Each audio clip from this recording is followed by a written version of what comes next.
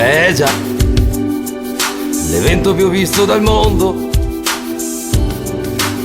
e a me mi fa cagà. Saremo in 2 miliardi. Eh già, sarò così felice, mamma mia, che aspetto un Intercity disteso sulla ferrovia. Eh già, 2000 pietanze dal mondo, ma che bontà!